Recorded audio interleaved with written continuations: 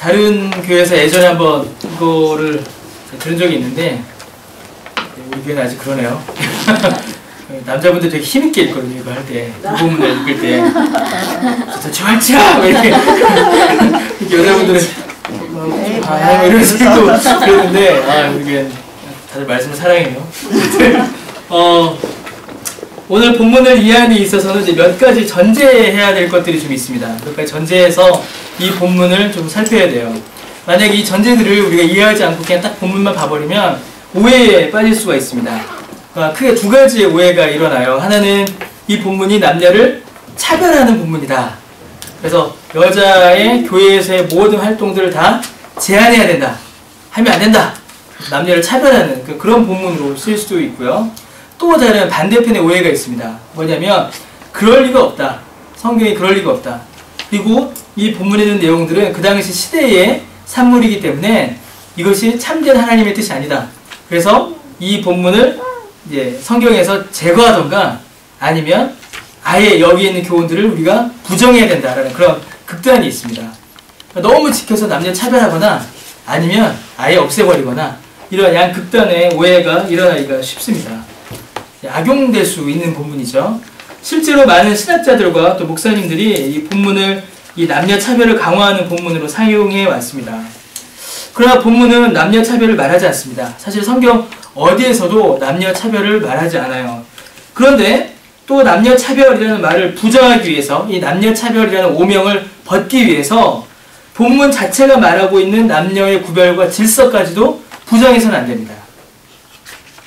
우리가 이해를 잘하면 되지 이 본문을 우리의 입맛에 맞게 하기 위하여 본문의 교훈 자체를 부정해서는 안 된다는 거예요. 그래서 이 본문을 읽을 때 우리가 두 가지가 필요합니다. 하나는 교회적 적용점이다라는 걸 우리가 좀 이해해야 합니다. 교회적 적용이다라는 거. 그래서 14절과 15절 같은 경우에 아담이 속았고 여자가 속아 죄에 빠졌다라고 되어 있죠. 15절에 여자들이 정숙함으로 해산함으로 구원 얻는다라고 되어 있죠. 이걸 단순히 여자가 애 낳아서 구원받는다 그렇게 볼 게 아니라 14절에 죄에 빠진 것과 15절에 구원받는다라는 것이 대조를 이룬다라고 보셔야 돼요. 다시 정리하면 본문에 대한 적용점들, 이 오늘 읽은 본문에 대한 적용점들과 교훈들이 교회적으로 이해되고 교회적으로 우리가 살펴야 된다는 겁니다. 이게 첫 번째 전제예요. 두 번째 전제는 본문에서 말하고 있는 남녀의 질서를 우리가 받아야 된다는 겁니다. 왜냐하면 본문이 그렇게 말하기 때문이죠. 성경이 말하는 남녀의 질서를 우리가 받되 그것이 단순히 남녀의 차별이 아니라 교회적 적용을 위한 교훈이다 라는 사실을 우리가 이해하고 그렇게 이 본문을 바라볼 때에 좀 더 정확히 이해할 수 있습니다. 주의 교회를 견고하게 세우기 위한 공적이고 이 공적이란 말이 굉장히 중요합니다. 오늘 이 공적이란 말이 굉장히 많이 나올 텐데 주님의 교회를 바르게 세우기 위한 공적이고 영적인 권위, 특별히 가르치는 일이 가지는 권위와 교회 질서에 대한 교훈이 오늘 본문의 교훈입니다. 가르치는 것과 다스리는 것, 이 둘이 교회 안에서 어떻게 질서 있게 나타나야 되는가에 대한 교훈을 오늘 본문을 통해서 우리가 이해할 수 있습니다. 먼저 바울은 이제 남자들에게 권면하죠. 8절에 그러므로 각처에서 모든 곳에서란 말입니다.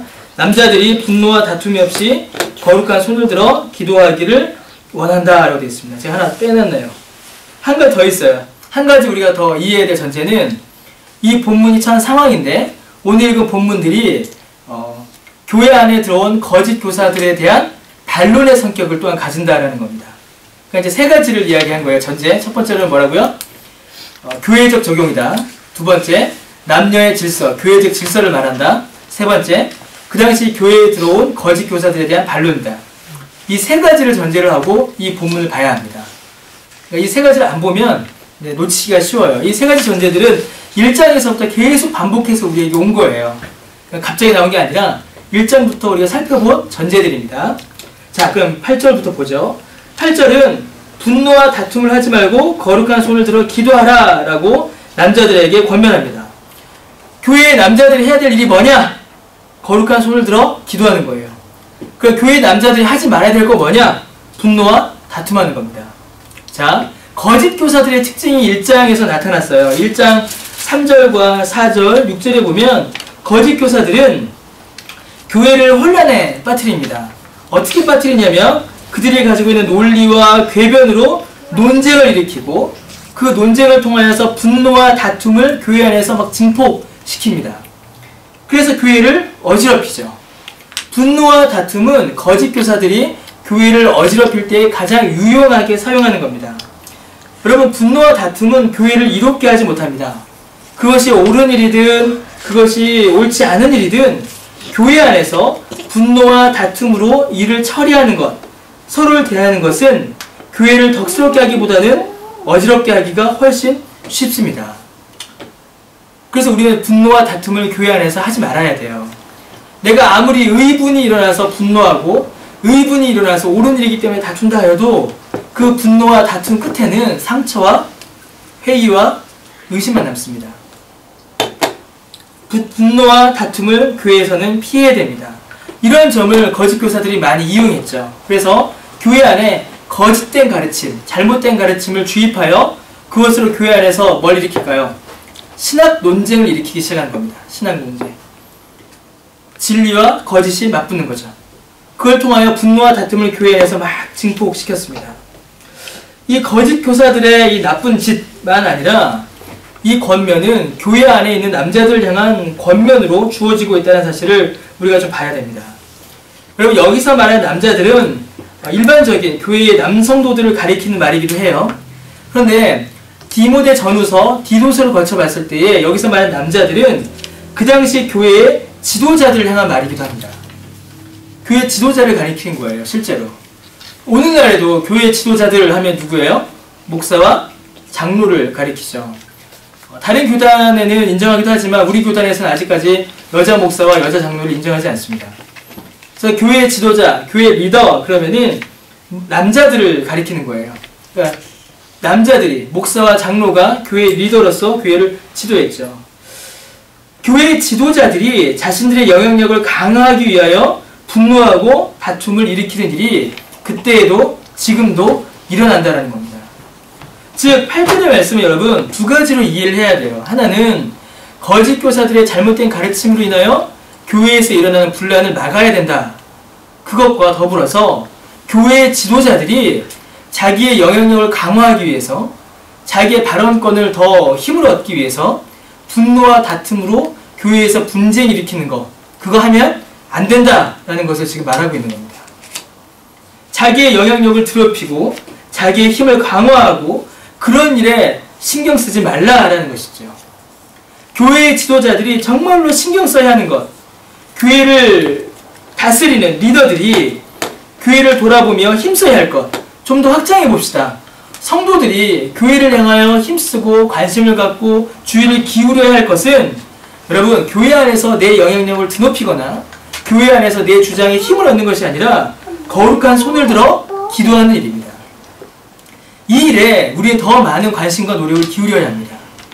교회 지도자들은 교회 안에 이 일이 이루어지기를 더욱더 많이 노력하여 힘써야 되고, 모든 성도들 역시 교회가 주의 말씀 앞에 거룩한 손을 들어 기도하는 이 일을 감당하는 데에 힘을 쏟아야 하는 것입니다.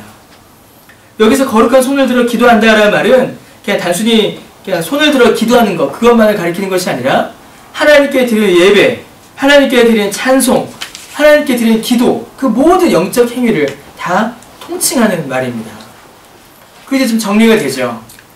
교회 지도자들에게 권면하는 것입니다. 교회 리더들에게 권면하는 것이죠. 목사와 장로에게 권면합니다. 교회 모든 성도들에게 권면하는 것이에요. 분노와 다툼으로 내 입장을, 내 영향력을 교회 안에서 키우는 일에 관심을 갖지 말고, 거기에 힘쓰지 말고 영적인 일에, 하나님 앞에 예배 드리는 일에, 하나님 앞에 감사하는 일에, 하나님 앞에 찬양하는 일에, 성도들의 영적 유익을 도모하는 일에 더 많은 관심과 노력을 기울이라 라는 권면인 것입니다. 우리가 힘써야 될 부분도 바로 이겁니다. 우리 교회가 더욱더 힘써야 되고, 우리 교회가 더욱더 노력해야 되고, 우리 여기 함께 예배드린 모든 성도들이 더 관심을 가지고 도모해야 될 일은 성도의 영적인 유익인 것이죠. 교회가 하나님 앞에 더욱더 신실하게 예배드리고 찬송하고 기도하는 일에 우리는 더욱더 많은 관심과 노력을 기울여야 합니다. 이어서 이제 여자들을 향해서 바울은 권면합니다. 여성분들 잘 들으세요. 남자들을 향한 권면이 여러분 단순히 남자들만 향한 권면이 아니었죠. 그렇죠 여러분? 단순히 남자들만 향한 권면이 아니었어요. 그렇다면 여기서 나오는 여자들 향한 권면 역시도 단순히 여자들에게만 주는 교훈은 아닙니다. 여자들이 1차적으로 들어야 되지만 여기서 나오는 권면은 교회적 권면이다 라는 걸 우리가 기억해야 됩니다. 교회적으로 적용돼야 되는 것이에요.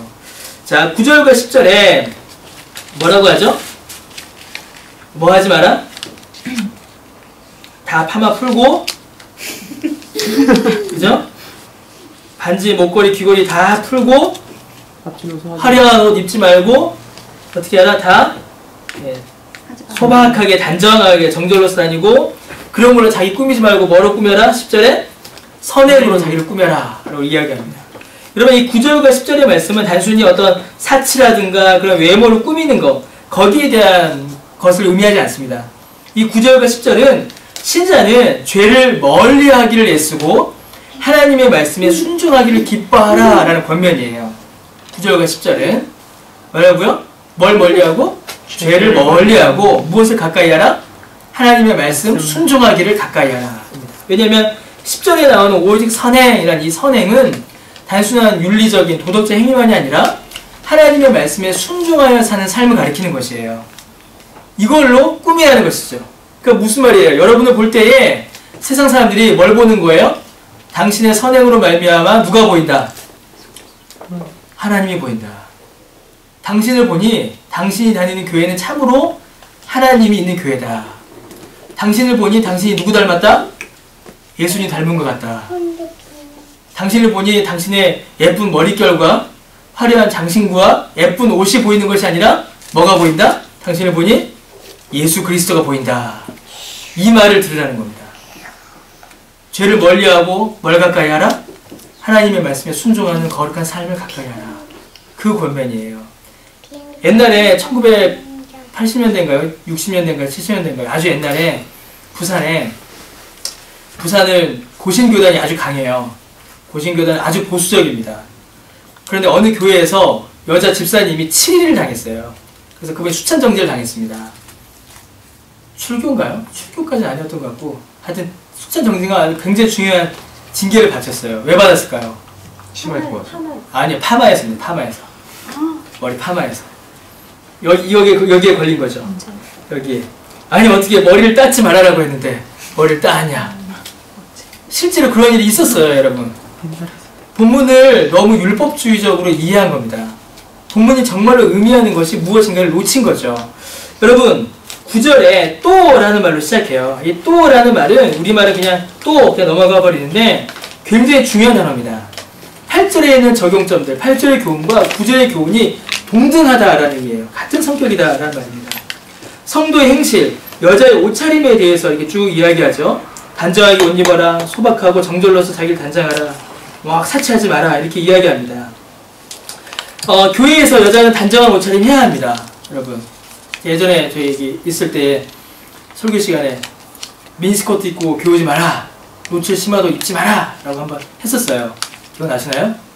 그래서 그 뒤로 한 달 정도 그 더운 여름에 정말 긴 바지만 입고 왔었어요. 기억나나요?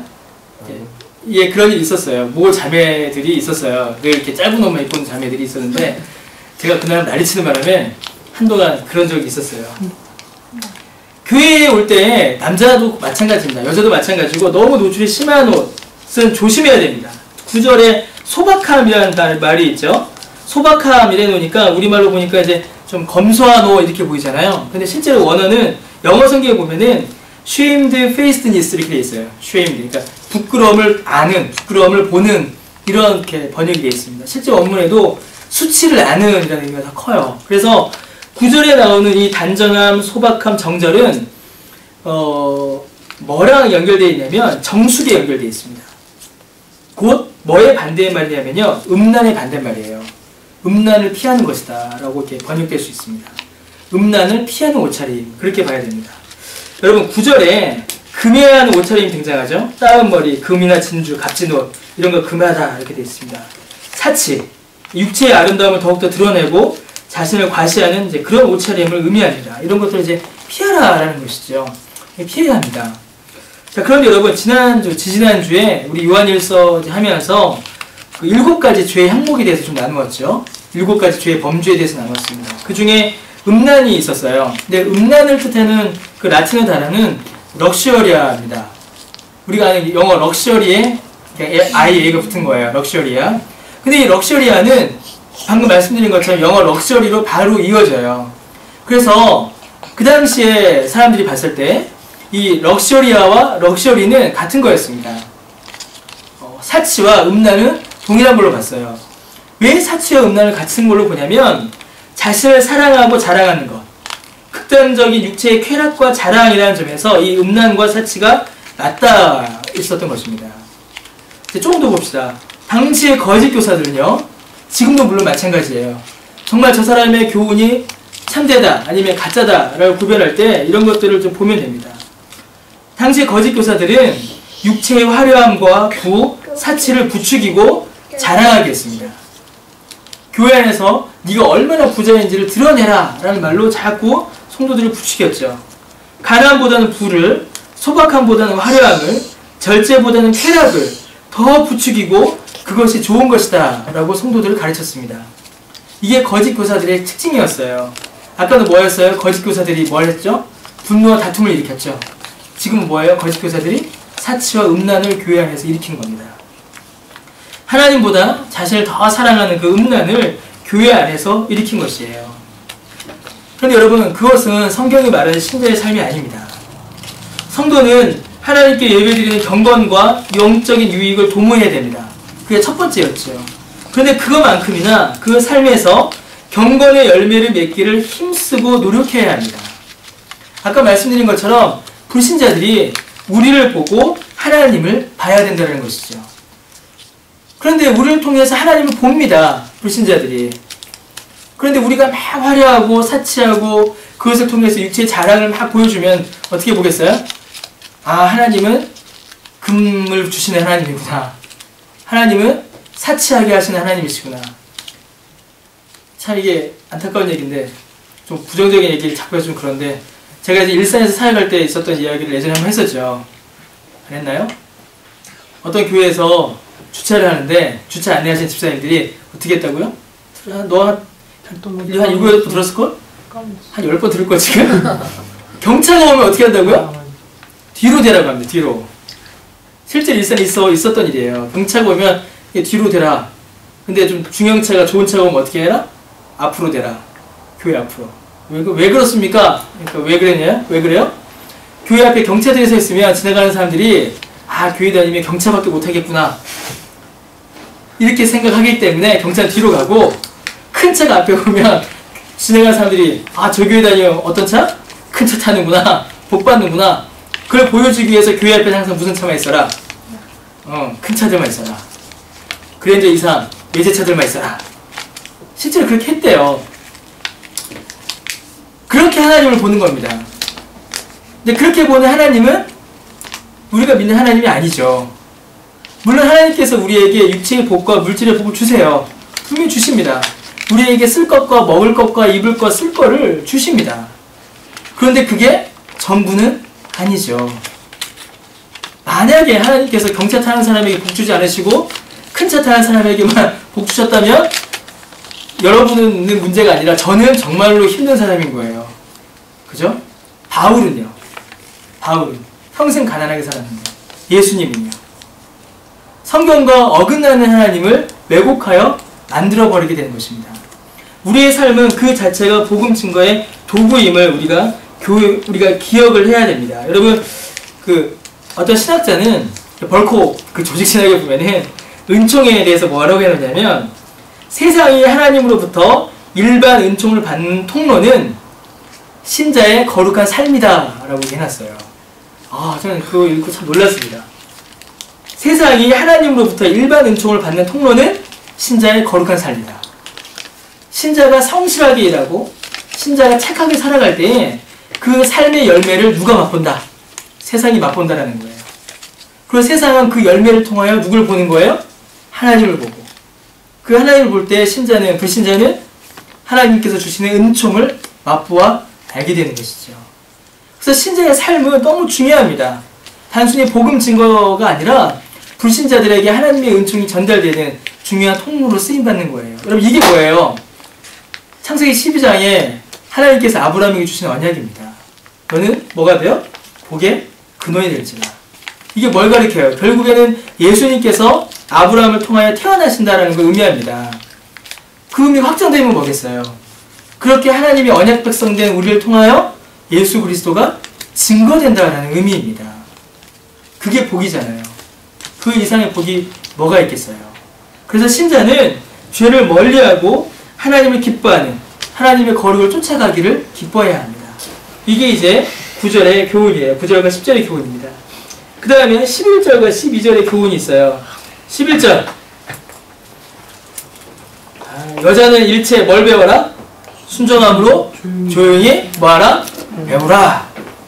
그리고 또 뭐예요? 여자가 가르치는 것과 남자를 주관하는 것을 허락하지 한다, 안 한다? 안 한다. 왜 다들 답들이 없어요? 네. 유부남이 아직은 없어서, 여기 유부남이 없어서 그래요. 유부남이 있으면 아주 담대하게 읽을 텐데 다친 것들이야. 저는 담대하게 읽을 수 있습니다. 오직 조용할지라! 라고 말하죠. 예. 11절과 12절은 여자가 교회에서 가르치는 것, 여자가 남자를 주관하는 것, 교회를 다스리는 것을 금하고 있는 것입니다. 여자에게는 조용히 배울 것을 요구하고요. 또 여자는 교회의 다스림에 순종할 것을 지금 가르치고 있는 것이에요. 많은 분들이 이 본문을 이제 남녀 차별의 근거로 보거나 아까 말한 것처럼 그냥 시대적 산물로 봐서 그냥 성경에서 지워버리려는 그런 시도들을 많이 합니다. 이 본문을. 둘 다 극단이에요. 여러분, 이 본문은 남녀의 구별과 더불어서 교회의 질서에 대한 말씀입니다.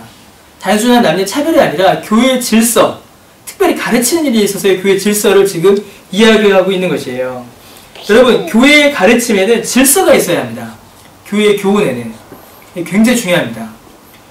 아무나 자기의 소견에 옳은 대로 가르치는 것을 피해야 합니다. 여러분, 교회는요, 누구나 가르칠 수 있습니까? 누구나 가르칠 수 없습니다. 더불어서 교회는 모든 것, 아무 것이나 가르칠 수 있습니까? 아니죠. 아무 것이나 가르칠 수 없습니다. 여러분, 성경에 보면 여자가 교회에서 혹은 이스라엘 지파 안에서 가르치는 일을 행하는 것을 여러 곳에서 볼 수 있어요. 대표적으로 누가 있을까요? 대표적으로 사사 드보라가 있죠. 사사기 4장에 보면 드보라가 나오는데 이 드보라를 가리켜서 사사라고 합니다. 준사사, 부사사, 예비사사 이렇게 하지 않고 그냥 사사라고 해요. 이 말이 뭐냐면 그 당시에 사사들이 행했던 일과 동일한 일을 드보라가 했다는 것이에요. 그 사사들이 뭐 했어요? 하나님의 말씀 전하고 심판 선포하고 구원 선포했습니다. 드보라 역시도 말씀을 전했죠. 잠언에 보면요, 1장 8절에 내 아들아 네 아비의 훈계를 들으며 네 어미와 법을 떠나지 말라라고 합니다. 어머니한테 배우라라는 것이죠. 디도서 2장 3절에 늙은 여자로는 이와 같이 행실이 거룩하며 무아중하며 많은 술에 종이 되지 아니하며 선한 것을 가르치는 자들이 되라 라고 이야기합니다. 늙은 여자들, 나이 많은 여자들은 가르치는 자들이 되어야 된다라고 디도서에 말씀하고 있어요. 디도서는 뭐죠, 여러분? 장로들의 직분을 설명하는 책이거든요. 근데 거기서 분명히 나이 많은 여자들은 교회에서 가르치는 일을 감당해야 된다라고 말하고 있습니다. 디모데는 누구한테 신앙을 배웠을까요? 예, 그 어머니 누구의 이름이?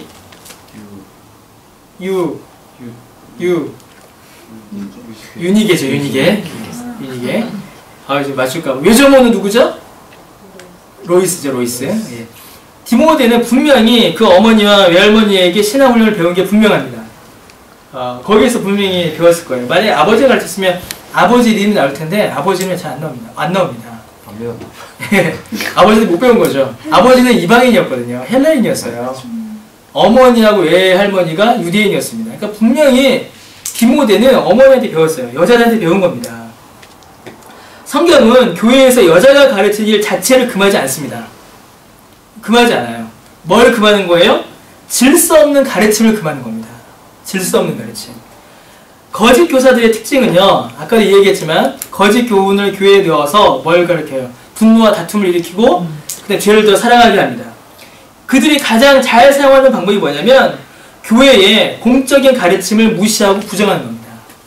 그래서 이단들이 교회에 들어올 때 제일 먼저 하는 일이 뭐예요? 신천지들이 교회 안에 들어와서 이제 포섭할 때에 가장 먼저 하는 말이 뭐냐면 목사님 설교 이상하지 않아? 이겁니다. 이 말을 제일 먼저 해요. 목사님 설교 왜 저래? 목사님 설교 비성경적인데? 우리 목사님 우리 목사님 성경을 잘 모르는 것 같아. 네, 아니에요. 우리 교회 내가 했기 때문에 괜찮아요. 여러분들하고 문제가 되지만 내가 한 거기 때문에 괜찮습니다. 이겁니다. 교회의 공적인 가르침을 무시하고 부정해요. 이게 이단들이, 거짓 교사들이 제일 많이 하는 말입니다. 여러분, 거짓 교사들은 교회의 공적 가르침을 무시하고 부정해서 교회 안에 세워져 있는 교훈을 무너뜨리려고 합니다. 여러분, 아무나 가르칠 수 있게 한다는 말이 아니에요. 방금 이 말은 교회가 가지고 있는 전통적인 교훈들, 공적인 가르침을 부정하고 자신들의 사사로운 교훈으로 가르치길 좋아합니다.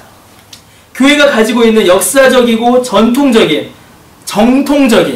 이 올소독시라고 하죠. 그런 성경 해석과 교훈을 부정하고 자신들의 주장을 가르치는 거예요. 교회는 전통적인 역사적인 교훈의 가르침 위에 세워집니다. 성경 해석이 없이도 어느 날 갑자기 한 데서 뚝 떨어진 게 아니라 옛날부터 지금까지 이어져 온 교훈들을 가지고 성경을 해석해요. 그 정수가 뭐예요, 여러분? 그 정수. 교회가 가지고 있는 역사적이고 전통적이고 정통적인 교훈의 정수. 성경이죠. 예, 성경이죠. 예. 성경 말고 또 하나 있으면 예, 교리죠. 무슨 교리예요? 예, 신앙고백서입니다. 웨스트민스터 신앙고백서, 하이델베르그 교리문답, 도르트 신경, 이런 그런 신앙고백서와 교리. 제일 먼저 뭐예요? 사도신경이죠. 사도신경 교리입니다. 그 자체가. 그런 교리들, 역사와 전통과 정통을 따라서 이어져 온 그런 교회 안에 가르쳐 있는 그걸 가르쳐서 교회의 공적 가르침이다라고 하는 거예요. 교회의 공적인 교훈.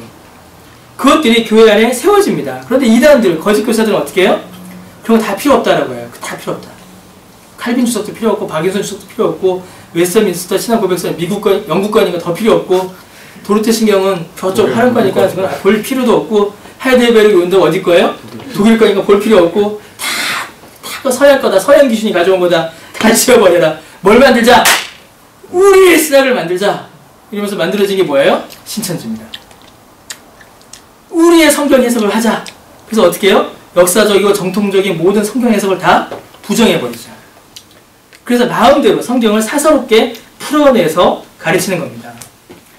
교회의 역사적이고 전통적인 성경 해석과 교훈을 부정해서 그냥 막 들어오는 것이죠. 교사로서의 목사직이 있어요, 여러분. 교사로서의 목사직. 참 중요한 겁니다. 교사로서의 목사직.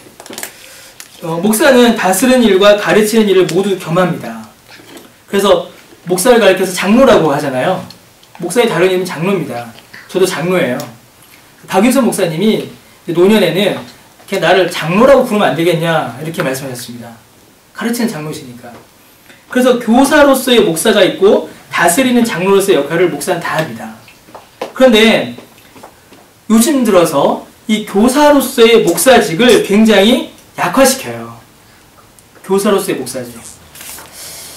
저도 대형교회에 있었잖아요. 큰 교회에 있었잖아요. 큰 교회에 있을수록 이 교사로서의 목사직은 약해집니다. 뭐 제 동기들은 이제 더 큰 교회에서 사역하는데 설교할 기회가 없어요.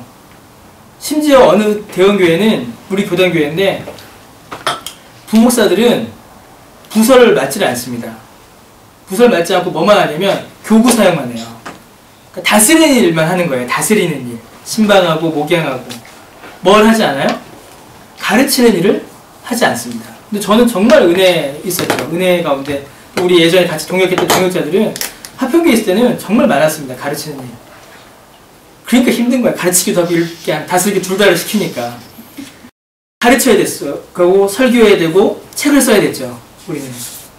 근데 이 가르치는 목사직, 교사로서의 목사직을 요즘 들어서 많이 약화시킵니다. 그냥 담임 목사님 한 분만 설교하면 됐지. 혹은 뭐 그렇게 돼버리죠. 근데 여러분, 교사로서의 목사직이 약화되면요, 교회 안에 가르치는 일에 있어서 질서가 사라져 버립니다. 그러니까 교회 안에 공적인 교훈이 약해져 버려요.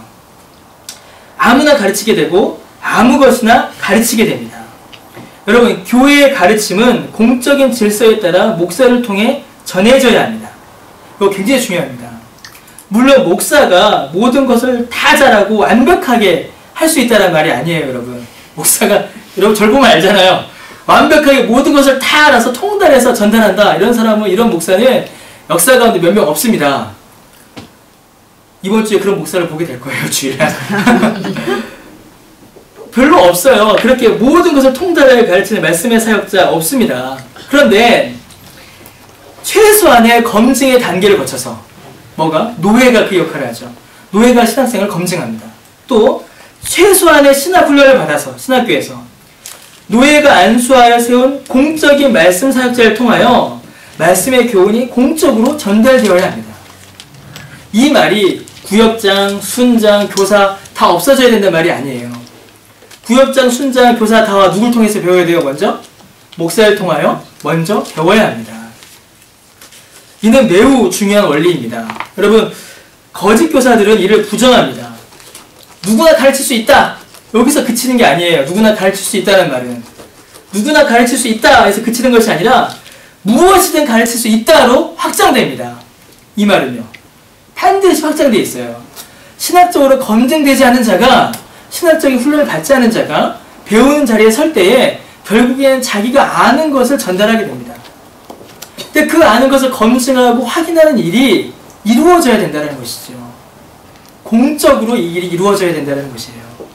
신학교의 훈련과 노예의 검증을 통하여 이런 일들이 벌어져야 되고, 이러한 목사로부터 배운 교사가, 이러한 목사로부터 배운 순장이, 구역장이 또 그 말씀을 전달할 수 있어야 합니다. 그런데 거짓 교사들은요, 이를 부정합니다. 야, 니네 목사 못됐어. 이렇게 시작하죠. 니네 목사가 혼자 가르치려고 그러는 거야. 니네 목사가 혼자 영광 받으려고 그러는 거야. 니네 목사 잘 알지도 못하면서 그러는 거야. 이러면서 그 가르침, 공적인 질서를 부정합니다. 그래서 어떻게 해요? 그들은 여자를 공략했어요. 여자 성도들을. 왜 그랬을까요? 두 가지 이유 때문입니다. 첫 번째는 교회에 가르치는 일에 있어서, 리더십에 있어서 여성이 소외되었기 때문이에요. 아무래도. 두 번째는 뭘까요? 남자보다 여자가 훨씬 영적인 감수성이 예민하고 영적인 소원이 훨씬 커요. 훨씬 하나님의 말씀을 배우기를 소원하고 경건에 훨씬 더 많은 소원을 내는 게 여자입니다. 남자보다. 배움에 소망이 있고 배우고자 하는 열심이 있는데도 불구하고, 가르치고자 하는 열심과 헌신이 있음에도 불구하고 교회가 그 일을 안 주니까 어떻게 돼요? 그 틈을 이단이 비집고 들어간 것이죠. 그래서 지금 본문에서 조용히 해라, 가르치지 마라 이렇게 말하는 여자들은 단순히 교회에 하는 여자 성도들만을 가리키는 것이 아니라 어떤 사람들이에요? 거짓 교사들에게 의하여 지금 위험에 처한, 오염되어 있는 사람들을 가리키는 것입니다. 단순히 여자들 교회에서 조용해 이게 아니라 교회의 공적인 가르침을, 교회의 가르침을 먼저 바르게 세워라 라는 말인 것이에요. 교회가 바르게 가르치지 않으면 여러분, 교회와 성도는 큰 위험에 처하게 됩니다. 특별히 목사가 가르치는 일을 등한시하거나 여러가지 상황으로 인해서 목사가 가르치는 직분을 감당하지 못하게 될 때에 그 교회는 큰 위험에 처하게 됩니다. 오늘날 이단들도 결국에는 그 틈을 파고드는 것이에요. 여러분, 이단에 빠진 분들 중에 신앙이 열심이 없는 사람이 없습니다. 배우고자 하는 열심이 있는 자들이 이단에 빠지기 훨씬 쉬워요. 왜냐하면 교회가 그 배우고자 하는 열망을 채워주지 못했기 때문이죠. 그런 의미에 있어서 교회는 가르치는 일에 대해서 최선을 다하고 공적인 성격을 확인해야 합니다. 그럼 또 우리에게 적용되면 어떻게 될까요? 우리 역시도 마찬가지예요.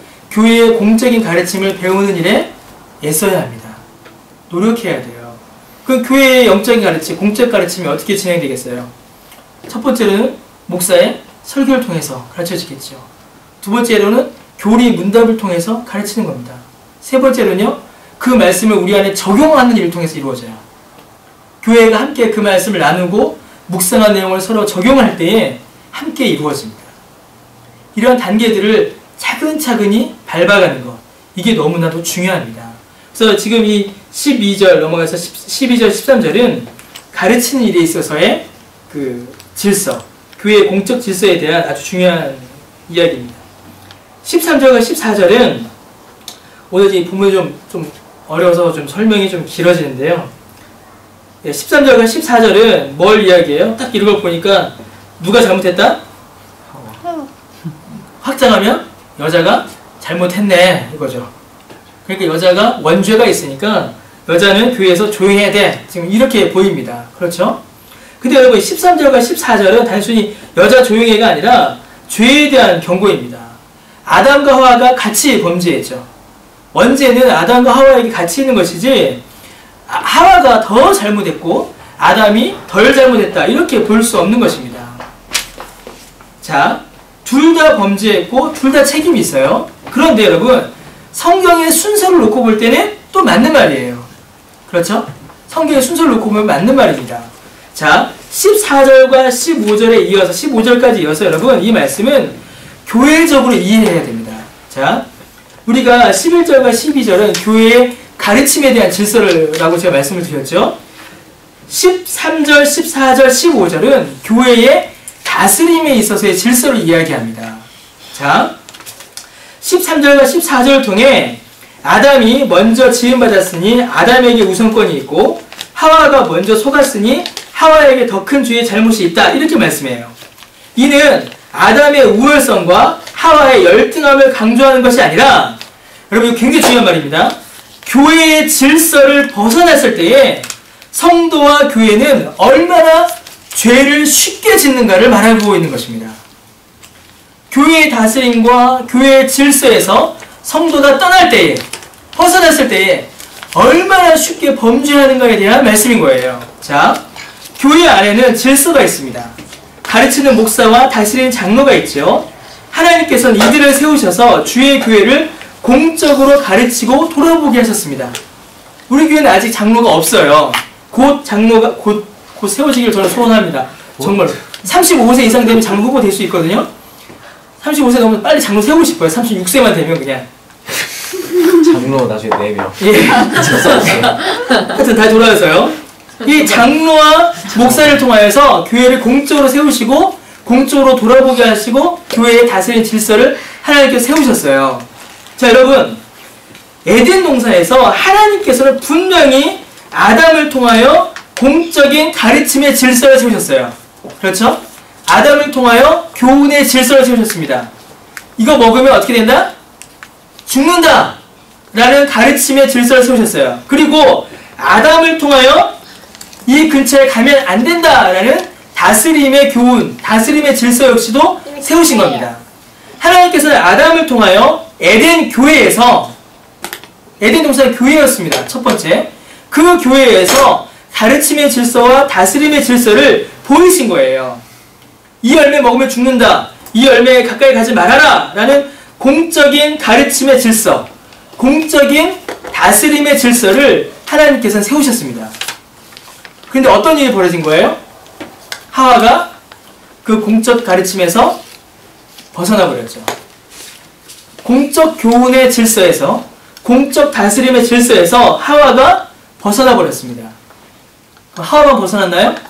아담도 벗어나 버렸죠.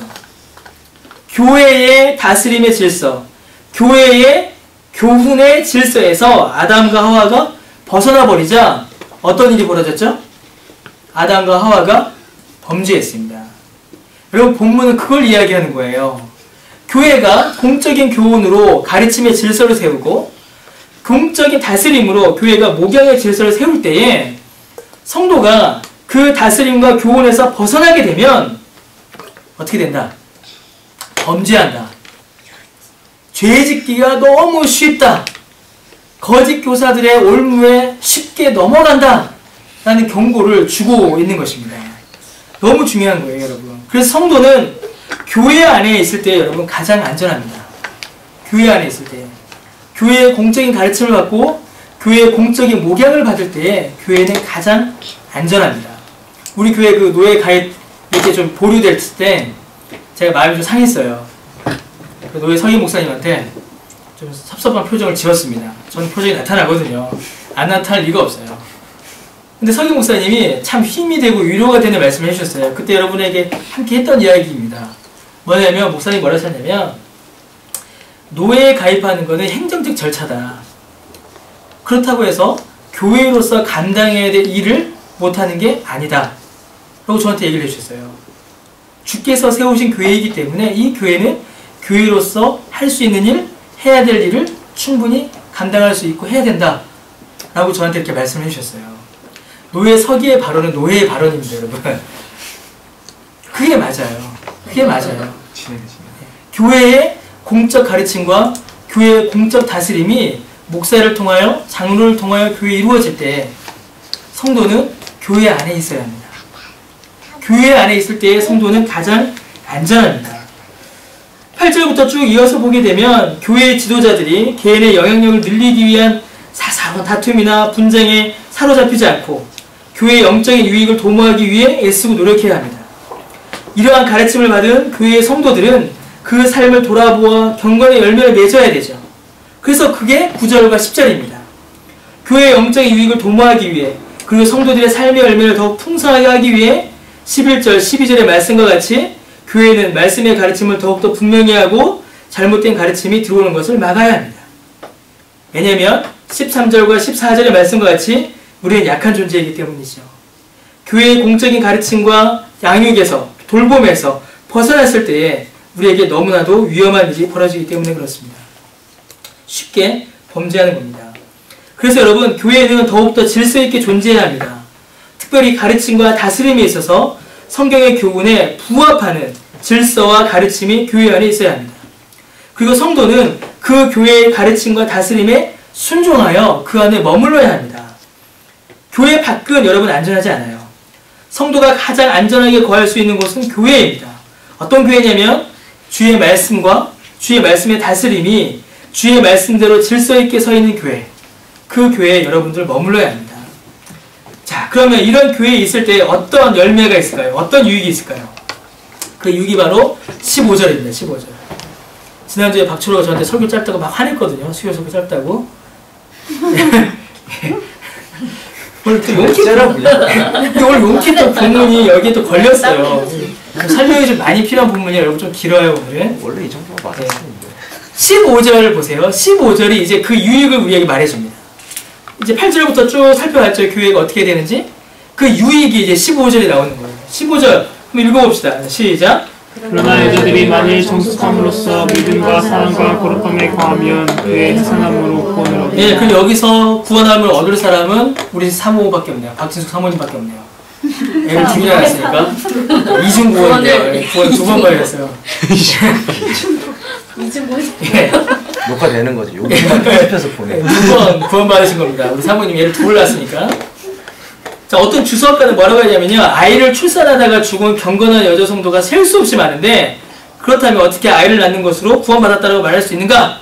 라고 말해서요. 그건 맞는 말이죠. 출산이라는 공로를 통해서 구원받는다라는 말은 아니에요. 이 본문이. 어떤 분은 이 본문에서 이 해산했다라는 이 해산을 그리스도의 성육신이다라고 보는 분도 있어요.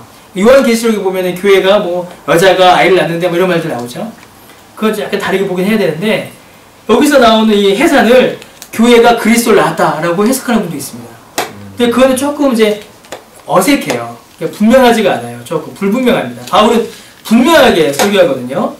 여러분, 본문에서 이 해산함보다 먼저 나온 걸 보셔야 돼요. 해산함보다 먼저 나온 말이 뭐냐면 정숙함으로써 믿음과 사랑과 거룩함에 거하면이에요. 그렇죠? 그러니까 지금 바울이 이 15절에서 먼저 말하고자 하는 것은, 여자들에게서 말하고자 하는 것은 해산이 아니라, 애 낳는 것이 아니라 정숙함과 믿음과 사랑과 거룩함입니다. 이걸 먼저 말하는 것이에요. 이게 뭐죠? 신자의 덕목입니다. 신자의 삶을 뜻하는 것이죠. 즉 8절부터 이어져 온 교회와 신자의 관계가 신자 개인에게 적용될 때 나타나는 열매를 가리키는 것이에요. 정숙함, 믿음, 사랑, 거룩. 우리가 쭉 뭘 살펴봤어요? 질서를 살폈죠. 교훈의 질서와 다스림의 질서를 쭉 살펴봤습니다. 결국 15절도 질서에 대한 이야기예요. 여러분, 해산은 남자가 할 수 있나요? 없죠. 해산은 여자만 할 수 있습니다. 그리고 여자만 감당할 수 있는 여자의 역할이에요. 여성의 본연의 위치, 적절한 위치를 뜻하는 겁니다. 여기서 해산한다라는 말이에요. 즉 15절 말씀은요, 해산이 구원의 근거가 된다는 그런 말씀이 아니라, 여러분 이게 너무 중요합니다. 신자가 자신의 본래의 위치, 질서에 따른 이 위치, 하나님께서 우리에게 주신 섭리의 질서 안에 바르게 거할 때에 이러한 유익을 누린다라는 것을 의미해요. 맨 먼저 누굴 먼저 걸고 넘어졌어요? 8절에 남자를 걸고 넘어졌죠. 남자가 남자의 위치에서 남자의 역할을 하듯이 여자가 여자의 위치에서 여자의 역할을 충실히 하는 것, 하나님께서 우리에게 주신 그 질서를 따라서 질서에 순종하여 사는 것, 곧 신자가 남자든 여자든 교회에서 하나님께서 주신 질서를 따라 신자와 역할을 충실히 행할 때에 누릴 수 있는 유익을 설명하는 겁니다. 신자가 교회의 가르침과 교회의 목양 안에 적절히 그 위치에 있을 때에 이런 유익을 받게 된다는 것이죠. 신자가 믿음으로 교회에 들어오고 교회가 제 역할을 감당하여 바른 가르침과 성도를 돌보는 일을 잘 감당하면 성도가 그 안에서 영적인 유익을 누리는 것은 당연한 일입니다. 본문이 여러분 이 15절이 행위 구원이나 공로주의를 말하는 것이 아니에요. 이 8절부터 15절까지 전체를 딱 묶으면 여러분 이게 뭐냐면 성령님께서 교회를 통하여 우리에게 주시는 유익을 설명하고 있는 것입니다. 성령님께서는 교회를 통하여 하나님의 자녀를 부르시고 자라게 하시고 그 안에서 구원의 모든 유익과 열매를 맛보게 하십니다. 결정적으로 성령님은 교회를 통하여 구원의 은혜를 이루시는 것입니다. 바로 그 성령님께서 교회를 통해 이루시는 그 구원의 역사를 15절이 딱 압축해서 설명하는 것이에요. 신자가 교회에서 바른 질서 안에 있으면, 신자가 교회 안에서 바른 믿음 생활을 하면은 남자든 여자든 그 바른 위치에 있을 때에 성령께서 구원의 은혜를 베풀어 주신다라고 설명하는 것입니다. 제가 아까 14절과 15절은 교회적으로 좀 설명해야 된다라고 좀 아까도 말씀드렸습니다. 조금 더 나아가 보면 교회는 성경에서 여자로 많이 설명합니다. 그렇죠? 특별히 예배소서 같은 경우에 혼인에 대해서 나오잖아요. 어거스틴은 뭐라고 하냐면 하와가 아담에게서 나왔듯이 교회가 그리스도에게서 나왔다라고 설명해요. 하와가 아담의 부인이었듯이 교회는 그리스도의 신부이다 이렇게 설명합니다. 그래서 어거스틴의 그 해석이 개혁파 안에서도 교회를 해석하는 아주 중요한 해석으로 이렇게 받아들여지고 우리도 그렇게 믿습니다. 그러면 여기서 말하는 여자는 교회로도 해석할 수 있어요. 교회로도. 교회는 그리스도의 신부입니다. 교회는 또 뭐죠? 성도의 뭐죠, 여러분? 어머니입니다. 그래서 성도가 교회에서 자라고 양육돼요. 즉 교회는, 이거 너무 중요한 말입니다. 교회는 성도를 잉태하고 해산합니다. 교회는 성도를 잉태하고 해산하여 양육합니다. 어떻게 해요? 말씀의 질서, 가르침의 질서와 다스림의 질서 안에서. 오늘 본문 말씀 그대로예요. 아이가 아이의 자리에서 어머니의 양육을 받아 자라듯이 남자도 여자도 하나님께서 주신 자리에서 양육되어 자라는 것입니다. 그래서 본문은 아까는 이제 여자의 위치라고 말씀드렸지만 또 좀 확장돼서 보면 교회의 역할을 말하기도 합니다. 이 일을 이루기 위해서 교회는 가르치고 돌보며 성령님께서는 교회를 사용하시는 겁니다. 여러분 교회는 성령님이 역사하시는 장입니다. 성령의 장이에요. 교회는. 성령님께서는 교회를 통하여서 구원받은 백성들을 구원하시는 그 일을 이루십니다. 오늘날 많은 사람들이 교회를 떠나서도 신앙생활이 가능하다라고 주장합니다. 가난한 성도라는 말이 유행하죠. 저는 너무 그 말이 좀 싫고 힘들어요. 저는 교회를 떠난 신앙생활을 한 번도 생각해 본 적이 없습니다. 제가 배운 신학은, 제가 배운 성경은 교회를 떠나서 신자가 신앙생활을 할 수 있다라고 가르치지 않아요. 성경은 그러한 신앙생활을 말하지 않습니다. 교회를 떠난 신앙생활 말하지 않습니다. 그럴 수 없습니다. 하나님은 교회를 통하여 성도를 모으시고 자라게 하시고 태어나게 하십니다. 우리는 그 교회를 위하여 기도하고 섬기는 일이 우리에게 필요합니다. 뭘 기도해야 돼요? 교회의 가르침이 질서 있게 세워지기를 기도하고 교회의 다스림이 질서 있게 세워지기를 기도하며 성도들이 그 교회 안에서 양육받아 믿음의 귀한 열매 맺기를 우리는 기도하고 간구해야 합니다. 이 일이 너무 필요해요. 교회를 떠나면 어머니의 품을 떠난 아이와 같습니다. 교회는 어머니예요. 하나님께서 주께서 이렇게 삼으신 주의 신부입니다. 성령께서 역사하시는 성령의 장입니다. 교회는 그토록 귀하고 소중한 것이에요. 이 교회가 말씀의 질서, 교훈의 가르침과 다스림의 질서, 성도를 돌보는 일을 통하여 견고하게 세워져 나가는 것입니다. 우리는 그것을 위해서 기도해야 됩니다. 우리 교회가 8절에 있는 것처럼 남자들이, 모든 성도들이 손을 들어 거룩함으로 주의 교회를 위하여, 우리 성도들을 위하여 기도해야 합니다. 우리 교회가 바르게 세워지고 우리 교회를 통해서 여러분이 또 제가 바르게 양육되며 믿음의 귀한 열매 맺는 그런 교회 되게 해달라고 우리가 더욱 기도하고 간구해야 되는 것입니다. 그게 오늘날 하나님께서 우리 열매 맺는 교회를 이 땅 가운데 세우신 이유고 목적이다라고 저는 믿습니다. 네, 기도합시다.